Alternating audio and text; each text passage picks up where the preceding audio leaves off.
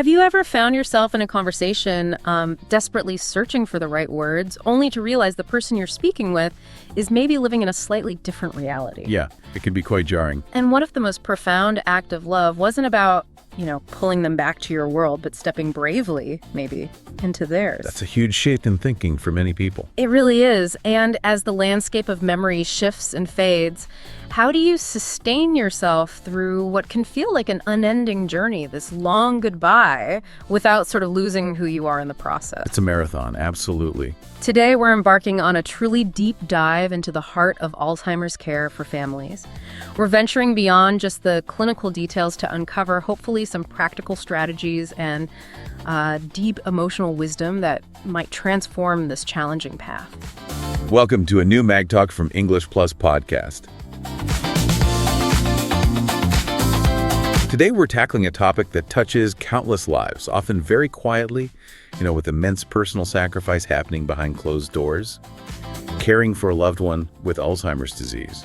And this isn't about the cold science of the brain's decline, necessarily. It's more about the warm, complex art of the heart. That's a lovely way to put it. A practical, empathetic guide for families navigating what we found described quite aptly, I think, as the long goodbye. That's exactly right. Our mission for this deep dive is to go beyond the information that's, readily available everywhere. We want to extract and articulate the most compassionate, the most effective strategies for communication, for creating a truly supportive and safe environment. Crucial. And critically, for caregivers to sustain themselves. Not just endure, but to sustain themselves through what is truly a challenging marathon. Yeah, sustain is the right word. And we want to offer you a kind of roadmap, a guide, as the article suggests, to help navigate this often bewildering, deeply poignant, and, let's be honest, sometimes incredibly maddening landscape. Maddening, yes, that rings true. It's fundamentally about discovering a new way to connect, a new way to care, one that acknowledges the profound changes, but still nurtures the bond that's there. Okay, let's begin to really unpack this journey, starting right at the beginning. Because for so many families, it often starts with what feels like a subtle unraveling. Just small things. A tiny snag in a once vibrant and familiar tapestry of personality and memories. It might start innocently enough, right? A forgotten name that was once automatic. Like a neighbor they've known for years. Exactly. Or, familiar keys inexplicably misplaced in the sugar bowl, something like that. Yeah, those odd moments. Or a cherished story repeated not just twice, but maybe the third or fourth time within an hour. Right.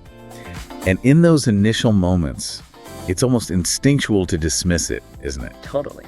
We cling to that comforting but ultimately quite fragile mantra, everyone gets a little forgetful with age. It's what you want to believe. It's a natural defense mechanism, really. A way to hold on to the familiar, to believe that this too shall pass. And that initial dismissal, that sort of wishful thinking, it's so understandable. Of course it is. Because the alternative is, it's pretty stark. It is.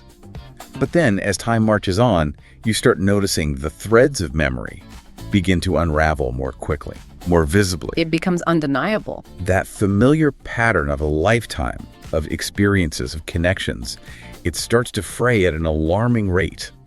It's not just an isolated incident anymore. It's clearly a developing pattern. Yeah. And suddenly, you find yourself standing at what feels like a precipice, staring into an unknown journey you never asked to take. A landscape profoundly different from anything you've ever known. It's a truly profound and often terrifying shift.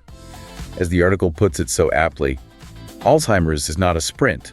It is a marathon run on a constantly shifting course. That analogy just immediately captures the essence of the challenge, doesn't it? It really does. The endurance needed, the adaptability. And that marathon analogy is so vital for setting expectations. Absolutely. Because it frames this as something that requires, like you said, endurance, adaptability, and a completely different kind of training than we're maybe used to. What we're focusing on in this deep dive is really beyond the purely clinical aspects.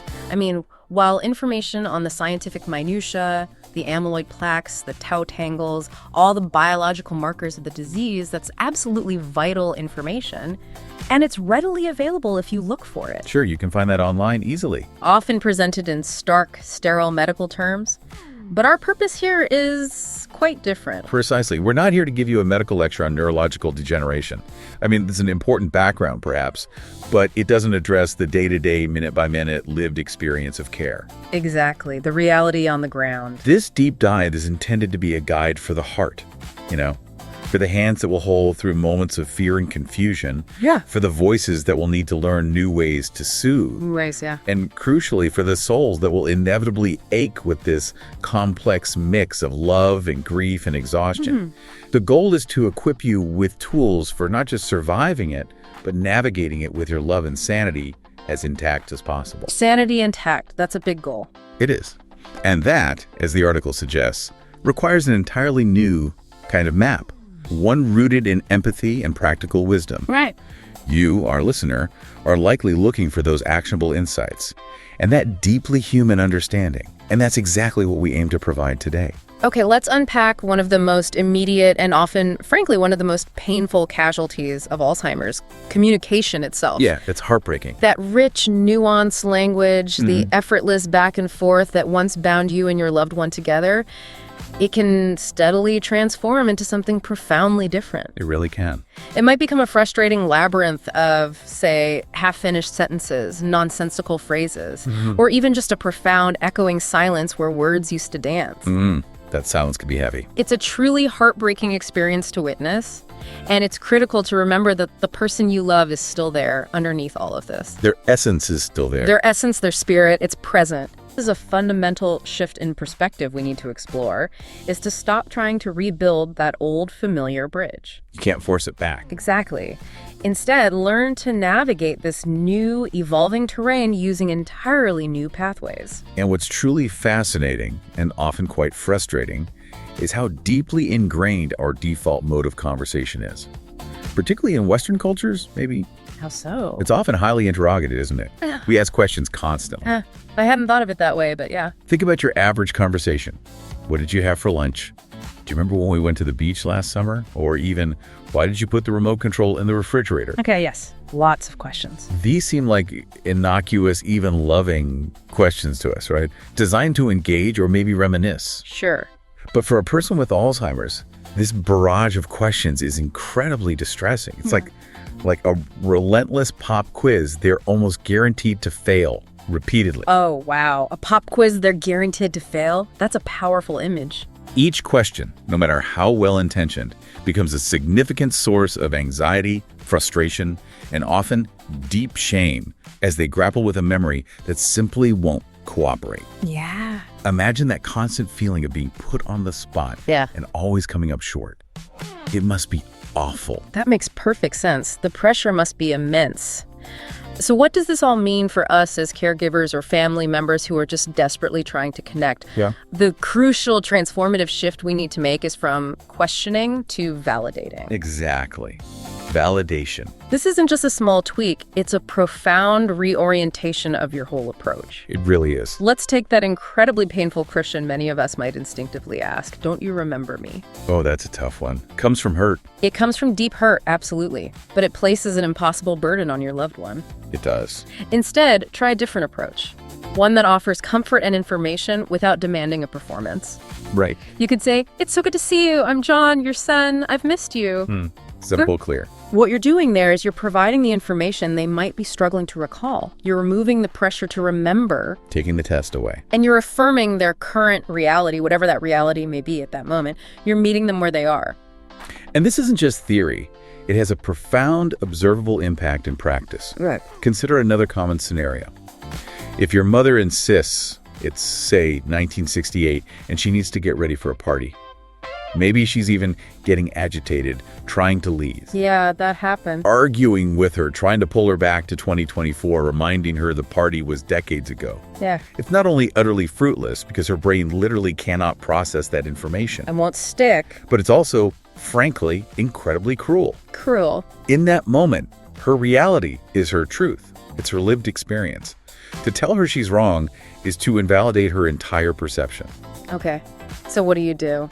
Instead of trying to correct her or pull her back to our present, a more compassionate and effective strategy is to step into her reality with her. Step into it, okay. You could say, a party?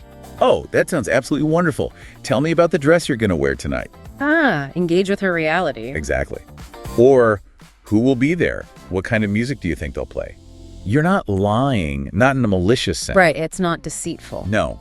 You are joining her on her journey. You're offering comfort, engagement, and understanding instead of conflict and distress. That's such a powerful distinction. It really changes the dynamic, doesn't it? From confrontation to connection. Completely. And this technique, as you mentioned, is often referred to as validation therapy. Yes, validation therapy. And it is truly an act of profound, radical empathy. It really is. It requires us to set aside our own need for factual accuracy, our own desire to fix their reality. Which is hard. We want things to be right. It's very hard. Yeah. But we need to instead prioritize their emotional well-being. Okay. The core principle is that emotional connection is a far more valuable currency in the world of Alzheimer's than factual correctness. Emotional connection over factual correctness. That's the key. It's what allows for moments of peace, dignity, and comfort, rather than distress and confusion. This principle, I think, gosh, it offers such a valuable lens for all our relationships, doesn't it? Even outside of caregiving. Absolutely. It makes you wonder, how often could we diffuse tension or build stronger bonds just by prioritizing emotional understanding over needing to be right in other challenging interactions in our lives? That's a great question.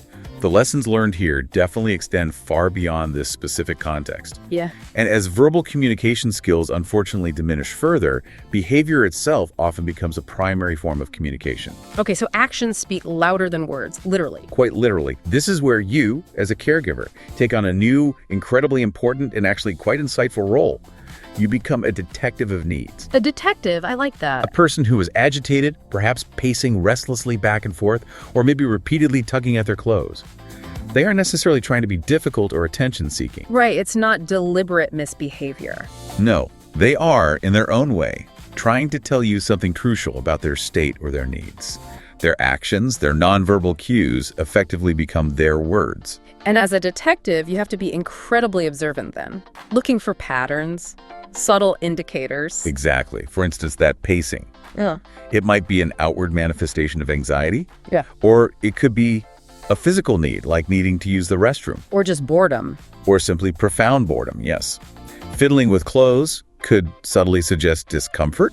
Perhaps they're feeling too hot or too cold, or maybe there's an irritating, scratchy tag bothering them that they just can't articulate. Things we might not even think about. Right. We also need to be attuned to broader temporal patterns. Does the agitation spike at certain times of day, particularly as evening approaches? Sundowning. Exactly, sundowning.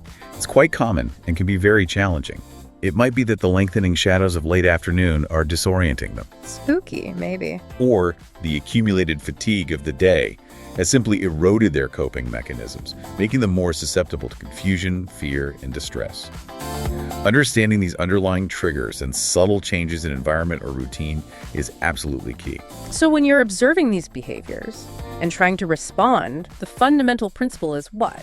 Respond not to the behavior itself, but to the unmet need behind it. The unmet need. Got it. So if you have someone pacing, instead of saying stop pacing, which, let's face it, is often our knee-jerk, frustrated reaction. Guilty as charged sometimes. You've all been there. Try a different approach. You could gently put on some calming, familiar music. Offer a simple, repetitive task that provides comfort and a sense of purpose, like folding laundry or sorting socks. Something grounding. Or perhaps suggest a short, gentle walk around the house or garden. The power of this approach is that you're addressing the underlying anxiety or discomfort, the root cause, Not just the symptom. rather than just trying to suppress the symptom of their behavior. Becoming fluent in this language of action and observation is one of the most powerful and compassionate tools you can develop. Yeah. It allows for a much more effective and less confrontational response, often leading to greater peace for everyone involved. It truly begs the question, doesn't it? How often do we miss the underlying why behind behaviors, even in our everyday interactions with others, that could completely transform our responses and our relationships? It's a valuable reflection for all of us. That's such a profound thought. It highlights how much richer our interactions can be when we just look a little deeper. Okay, moving beyond the critical aspect of communication, let's talk about creating a sanctuary. transforming the physical environment. Yes, the space they live in. Because the world of a person living with Alzheimer's is often just a swirl of confusion, isn't it? Utterly disorienting for them. Familiar faces can become unfamiliar, time itself loses its anchor, and even what were once simple, automatic tasks can become monumental, anxiety-inducing challenges. Imagine trying to navigate your day feeling constantly lost. Yeah. In this chaotic sea, a predictable routine is not merely helpful, it is an absolute lifeline. Absolutely, a lifeline. It provides a foundational sense of security, it significantly reduces anxiety, and surprisingly maybe, it can even help maintain functional abilities for longer periods. How so? By reinforcing muscle memory and familiar sequences. As the article emphasizes, structure doesn't just organize the day, it actively helps to organize the mind, giving it less to grapple with. Right, it reduces the cognitive load. And that's a really important distinction because when we talk about routine, we're certainly not advocating for a rigid, unyielding military-style schedule. No, that sounds stressful in itself. Exactly. That would be just another source of stress. Instead, a successful routine is characterized by a gentle, consistent rhythm. A rhythm? Okay. Think of it more like the predictable ebb and flow of tides rather than a fixed clock. Consistency in waking up, meal times, engaging activities, and bedtime helps to orient the person. Gives them anchor points in the day. It gives them a comforting sense of grounding and predictability. This predictability inherently minimizes stressful decision-making, as they don't have to constantly wonder what's coming next or exert precious cognitive energy trying to figure it out. Makes sense. The established rhythm effectively becomes an intuitive guide, a comforting framework for their day-to-day existence, reducing the need for constant verbal instructions, which can be overwhelming. And when you're designing this flow, it's about thinking strategically about their remaining abilities and also their energy levels, right? Yes, very much so. Try to cluster similar activities together, perhaps, or place more challenging tasks at times when they typically have higher energy and cognitive function. Like in the morning, often.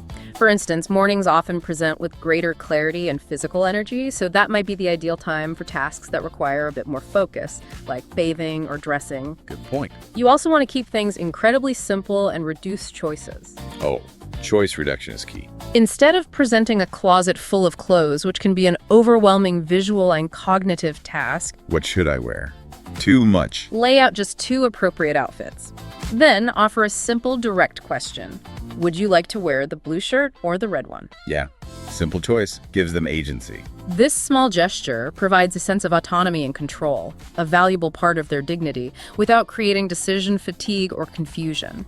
It allows them to participate and make a choice without being overwhelmed. The overarching goal here is to create what we might call a scaffold of support. A scaffold. Nice visual. A subtle structure that genuinely allows them to succeed in their daily tasks without constantly feeling like they're failing or being corrected. Promoting success. This approach isn't just about managing their day more effectively.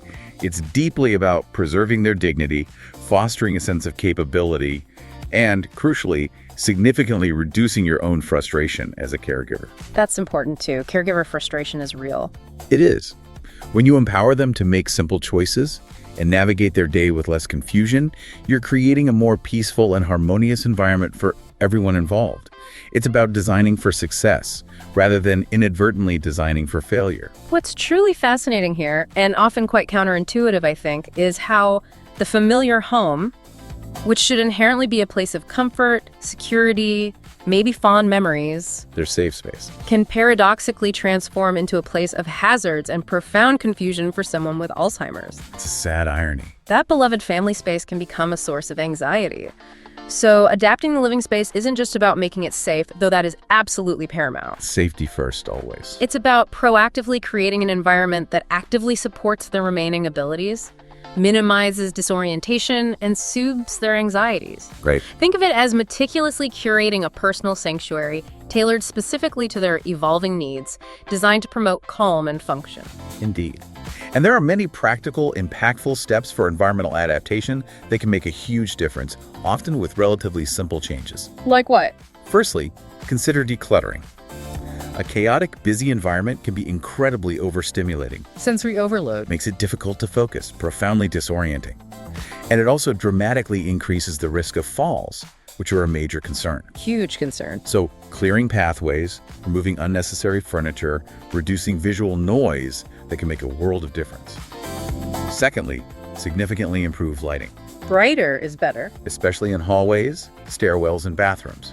Shadows can be easily misinterpreted as objects or threats, becoming quite frightening. Oh, I can see that. Even just ambient light levels can impact mood and cognition. Thirdly, employ clear visual cues. Pictures instead of words. Often, yes.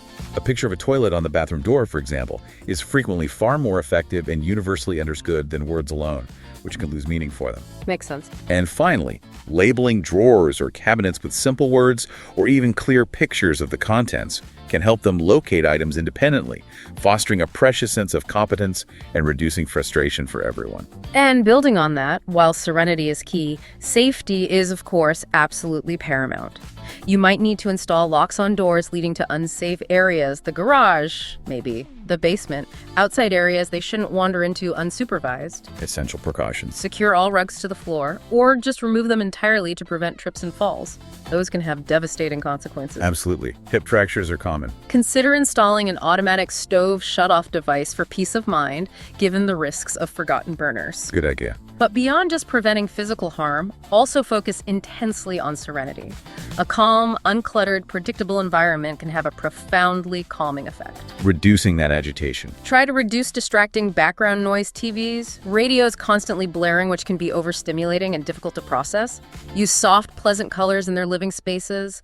Harsh or busy patterns can be agitating. Interesting point about colors. And something as simple as a comfortable, designated chair in a quiet corner can become a vital, safe home base for them. A little retreat. Exactly. When they feel overwhelmed or disoriented, it's a little haven where they can regroup and find a sense of security. By simplifying and thoughtfully securing their physical world in these deliberate ways, you are giving them the invaluable gift of a space where they can feel safe, competent, and genuinely at peace. That's a wonderful gift to give. It actively reduces the cognitive load on their already struggling minds, allowing them to navigate their immediate surroundings with greater confidence and significantly less anxiety. It truly begs the question again, how might we simplify our own often overstimulated environments, both at home and maybe even in our workspaces? To foster a greater sense of calm, clarity, and competence in our own incredibly busy lives. Exactly. The principles you see are quite universal for human well-being. Now, let's pivot to maybe the unseen hero in all of this. The central figure whose well-being is often overlooked until a crisis strikes. The caregiver. Yes. Critically important. Here lies what the article refers to as the cruelest paradox of caregiving. What's that? The more you pour yourself into providing care, the more you risk losing the very essence of what makes you an effective, compassionate caregiver yourself. Well, that's spot on. The burnout risk. The instinct is completely natural, isn't it? To pour every ounce of your energy, your time, your emotional reserve into the person you love who needs you so profoundly. I'll give everything. And imagine a vessel that is constantly being emptied, relentlessly, without being refilled. Eventually, it will run completely dry. You hit empty. Self-care, in this context, it's not a selfish indulgence. It is a non-negotiable, mission-critical component of long-term Alzheimer's care. Absolutely non-negotiable. Neglecting it is not a sign of deeper devotion. It is a clear, direct path to burnout, to simmering resentment, and ultimately to a crisis that impacts both you and the person you are caring for. Caregiver burnout is indeed an insidious beast. Insidious, yeah. It's a profound state of physical, emotional, and mental exhaustion that creeps in slowly, almost unnoticed at first. It often masquerades as simple fatigue or just, I had a really tough day. I'm just tired. Exactly. But it's more than that. It's absolutely crucial to recognize the warning signs early before you are completely in its grip, before it compromises your health and your ability to provide care. So it doesn't sneak up on you entirely. Right. It's far more than just feeling tired. It's a deep, systemic depletion that impacts every aspect of your life. And those warning signs are really, truly important to be vigilant for because they can be subtle at first. What should people look out for? Well, are you experiencing an overwhelming, pervasive fatigue that even a full night's sleep simply doesn't fix? You wake up still feeling exhausted? Oh, tight. Have you lost interest or even joy in hobbies and activities that you once genuinely cherished? Things you used to love doing? Are you finding yourself increasingly irritable? Maybe prone to anxiety, feeling persistently down?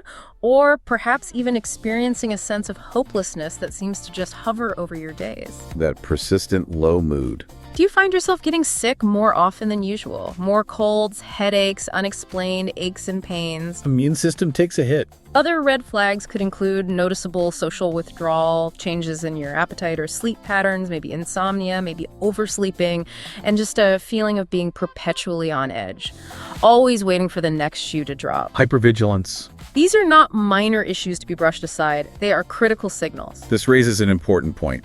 This isn't just stress that you can somehow push through with willpower alone. It's more fundamental than that. It's a profound warning signal from your body and your mind that your reserves are critically low. You're operating at an unsustainable level. Ignoring it, as the article so aptly puts it, is like ignoring the oil light in your car. Eventually, the engine will seize and the whole system will break down. Wow. That's a stark comparison, but effective. It's absolutely essential to acknowledge these feelings without succumbing to guilt. You are a human being with finite resources, and the task you have undertaken caring for someone with Alzheimer's is monumental. Immense. It requires immense resilience and stamina. Giving yourself permission to feel this way, to acknowledge this depletion without judgment, is the very first step toward addressing it and finding a healthier path forward. That analogy of the oil light is so stark and so true, and it brings us to a crucial point.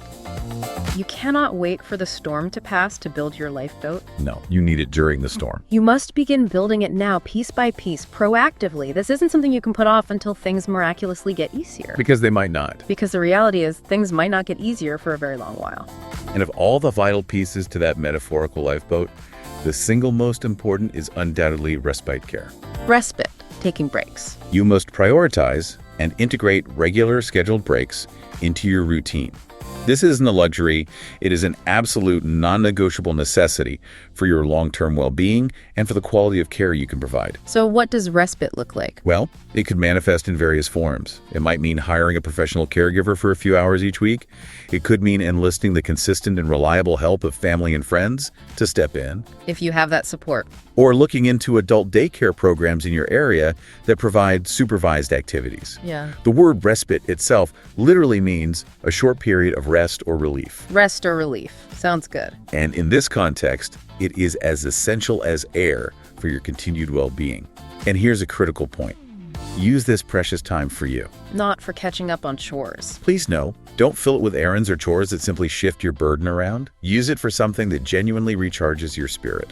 Like what? Whether that's a solitary walk in a park, a relaxed coffee with a friend, an hour lost in a good book, or simply sitting in silence and just being present with yourself. Whatever fills your cup back up. Beyond structured respite, you also need to fiercely protect your physical health. That's often the first thing to decline under the strain of caregiving, right? Absolutely. It takes a physical toll. Prioritize sleep as much as humanly possible, even if it sometimes feels like a distant dream. Strive to eat nourishing, balanced food, rather than just grabbing whatever is quick and convenient. Fueling yourself properly. And find a way to move your body every single day, even if it's just a brisk 15-minute walk around the block. Remember, your physical resilience is the absolute foundation of your emotional and mental strength. Body and mind connection. If your body gives out, your capacity to care just plummets. And equally, if not more important, tend to your emotional and mental well-being. Yes, the inner world. Find someone you can talk to honestly, without judgment, about your frustrations, your profound grief, your fears, your moments of despair. Letting it out is key. This could be a professional therapist, a trusted friend who truly understands the weight you carry, or maybe a caregiver support group. Bottling up these complex, often conflicting emotions is just a recipe for disaster in the long run. It eats you up inside. They will inevitably find a way out, often in unhealthy ways. And building on that emotional well-being, we must acknowledge the profound and often overlooked need to allow yourself to grieve. Grieve, even though the person is still here. Yes. You are experiencing what is widely referred to as a long goodbye.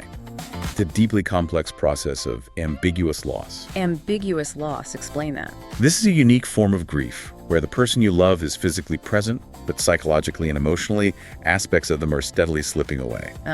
Grieving the person they were. Exactly. And grieving the future you thought you'd have. It is a unique and profoundly painful form of grief, distinct from traditional bereavement, and it is absolutely valid. It's okay to feel that grief. It's more than okay. Yeah. It's necessary. Acknowledging this nuanced grief, allowing yourself to feel it without guilt, is the very first critical step toward processing it and moving through it in a healthy way. This connection to you, our listener, feels crucial here. How often do we truly allow ourselves to grieve the complex, non-finite losses in our lives? It's not always about a death, is it? No. It's about a changing relationship, a shifting reality, the loss of an anticipated future. And all of these warrant our compassion and acknowledgement. You've hit on such an important point there. And often that grief, combined with the daily demands, can lead to another major challenge: isolation. Oh, definitely. Caregiving can be incredibly isolating. In the isolating world of Alzheimer's care, it's incredibly easy to start believing that you are utterly alone in your struggle. Like nobody else understands. The days can blur into a relentless cycle of tasks and emotional turbulence, often cutting you off from the outside world, from friends, even from other family members who maybe don't fully grasp it. But building and actively leaning on a robust support network is not a sign of weakness. It is, in fact, the ultimate act of strength and strategic planning. Strategic planning. I like that. You simply cannot, and frankly should not, do this alone. It's an unsustainable burden for one person. And for many caregivers, asking for help, especially if they've always been the strong, independent one, it feels like a profound admission of failure, or maybe an imposition on others. I don't want to bother anyone. Exactly.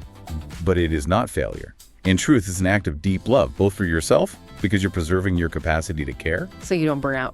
and for the person you are caring for, because you're ensuring they receive better, more sustainable care overall. It's a sign of wisdom, not weakness. That's a crucial reframe. And when you do gather the courage to ask for help, be specific. Yes, specificity is key. People often genuinely want to help, but they simply don't know how to approach such a complex situation or what they can realistically offer. They feel helpless too. Instead of a vague, overwhelming plea like, I need help, try to offer a concrete, manageable request. Give them something tangible. For example, you could say, could you possibly sit with Mom for 2 hours on Thursday afternoon so I can go to a doctor's appointment? Clear task, clear time frame. Or, would you be able to drop off a pre-cooked meal for us next Tuesday? That would be a huge help. A concrete, manageable request is exponentially more likely to be met with a yes than a general, open-ended plea. Makes it easy for them to say yes. It leaves people unsure otherwise. This makes it easy. It's also highly beneficial to proactively hold a family meeting, especially early on in the process. Get everyone on the same page. Exactly. Lay out the full scope of care needs, the financial implications, the physical demands, the emotional toll. Discuss openly and honestly how responsibilities can potentially be divided among all family members. Even those who live far away. Absolutely. Even distant family members can contribute meaningfully. Maybe it's managing finances remotely, researching available community resources online, or simply calling regularly to provide you, the primary caregiver, with emotional support and a listening ear. Those calls can mean a lot. They really can.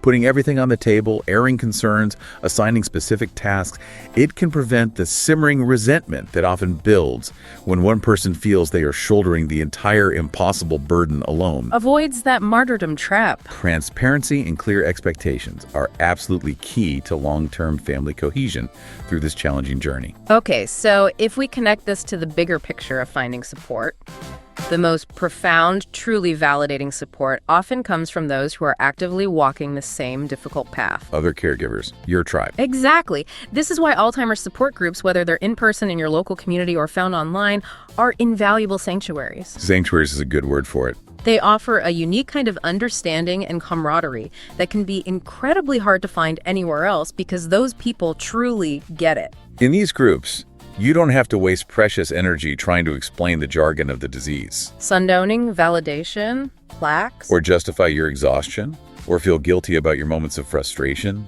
anger, or even despair. No judgment. You are surrounded by people who have lived experiences mirroring your own. People who truly understand the nuanced challenges without you having to articulate every single detail. That must feel like such a relief. It is.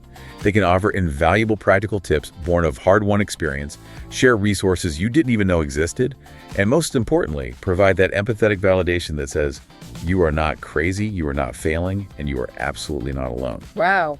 It's a profoundly powerful experience to feel truly seen and understood in such a specific and challenging context. And beyond these informal networks like support groups, critical organizations like the Alzheimer's Association are genuine treasure troves of information and support. Yes, formal resources are vital too. They offer helplines staffed by compassionate experts. They connect you with local resources and support services in your community, and they provide comprehensive, up-to-date educational materials. So much information out there. They can be instrumental in helping you navigate the often labyrinthine worlds of medical care, legal planning for the future, Wills, power of attorney. and even identifying potential financial assistance programs that can alleviate some of the economic burden. They are a critical professional resource that you absolutely should not overlook or feel hesitant to access. Reaching out to these organizations is absolutely not outsourcing your love or admitting defeat. It's quite the opposite. What is it then? It's empowering yourself with the knowledge, the tools, and the connections you need to be the most effective, sustainable, and compassionate caregiver possible. Empowering yourself. Okay. It's about being strategically equipped for what is undeniably a long and challenging journey. This leads us to a final connection for you, our listener. Consider the tribe you currently have, or perhaps the tribe you might need to build for any major life challenge you might be facing. Who are the people who truly get it? Exactly. When you're navigating something profound, complex, and deeply difficult, nurturing those connections is essential for all of us. We've walked through so much today, from understanding the subtle, often heartbreaking beginnings of what's called the long goodbye, The initial signs? to exploring the profound empathy and practical power of validation in communications, Stepping into their reality. learning to decode unspoken messages through behavior, becoming that detective, Looking for the unmet need. and discussing how to build sanctuaries of predictable routine and safety within the home. Creating that calm space. And critically, we've emphasized the non-negotiable imperative of caregiver self-care, not as an indulgence, but truly as a lifeline. Building that lifeboat. And highlighted the immense strength found in building and leaning on a robust support network. The journey through Alzheimer's is indeed a path paved with sorrow, with loss that can feel overwhelming at times. It really can. But it is also, in its own heartbreaking way, a profound testament to the enduring, adapting power of love. It will ask more of you than you ever thought possible, and it will reshape your relationships, redefine your understanding of strength, and teach you lessons about compassion you may never have anticipated. So what does this all mean for you as you reflect on this deep dive? By actively arming yourself with these practical strategies, by fiercely protecting your own well-being and acknowledging your own needs, and by bravely reaching out for the hands of others, you truly can navigate this long goodbye, not just with mere endurance, but with grace, with unwavering compassion, and with a love that transcends the shifting sands of memory. Grace and compassion. What new definition of strength might you discover on this journey? Perhaps one that embraces vulnerability and community. And how can you begin to cultivate that grace and compassion, both for yourself and for others, starting today? And this was another Mag Talk from English Plus Podcast. Don't forget to check out the full article on our website, EnglishPlusPodcast.com, for more details, including the Focus on Language section and the Activity section. Thank you for listening. Stay curious and never stop learning. We'll see you in the next episode.